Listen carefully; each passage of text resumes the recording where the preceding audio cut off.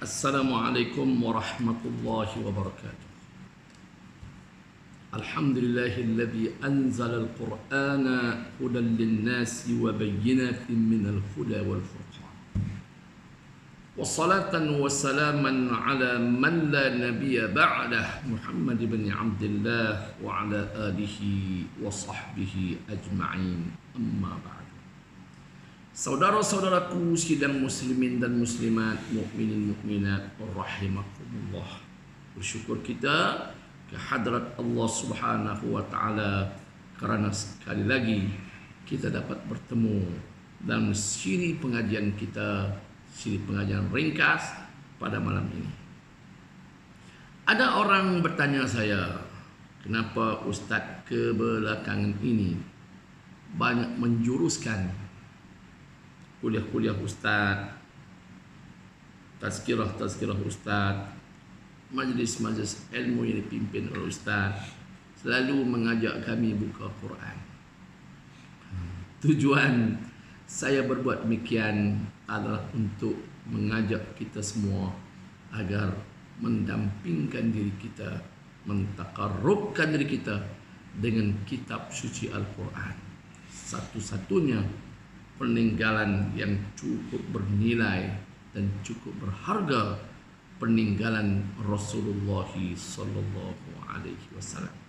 Antara lain untuk mengajak kita meletakkan Al-Quran di hadapan kita. Yakni yang saya maksudkan dengan meletakkan Al-Quran di hadapan kita dengan menjadikan Al-Quran sebagai panduan hidup kita. Di sana Rasulullah sallallahu alaihi wasallam pernah bersabda, "Man ja'ala al-Qur'ana amamahu qadahu ilal jannah, wa man ja'alahu khalfahu saqahu ilan nar." Sadaqa Rasulullah sallallahu alaihi wasallam atau kama qala. Maksud hadis ini, Nabi bersabda, "Man ja'alal Qur'ana amamahu." Sesiapa, lafaznya umum. Man, sesiapa sahaja di kalangan umat Nabi yang menjadikannya. Nya di sini merujuk kepada Al-Quranul Karim. Man ja'alal Qur'ana amamahu, sesiapa yang menjadikan Al-Quran di hadapannya, yakni menjadikan Al-Quran sebagai panduan hidupnya. Nak buat sesuatu, rujuk Al-Quran, berpandu kepada Al-Quran, mengambil tahu tentang perkara ini dibolehkan ataupun tidak dibolehkan mengikut Al-Quranul Karim.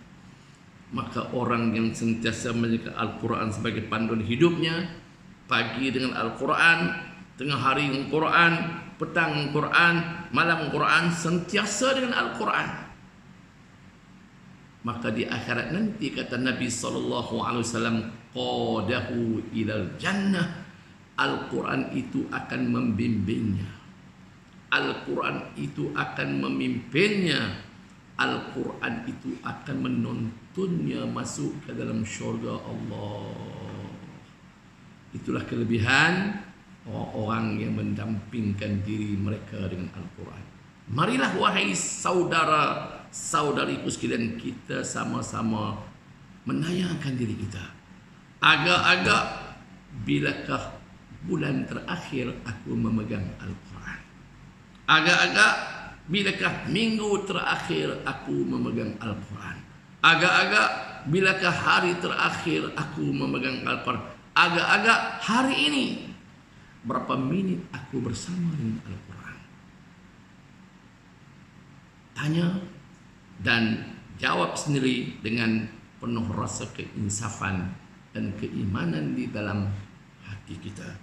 Seterusnya Nabi SAW juga menyatakan, "Wa man ja'alahu khalfahu," dan barang siapa yang menjadikan Al-Quran diletakkan di belakangnya, yakni nak melakukan suatu perkara tanpa merujuk kepada Al-Quran, tidak mengambil tahu panduan-panduan dan garisan-garisan yang telah digariskan di dalam Al-Quranul Karim.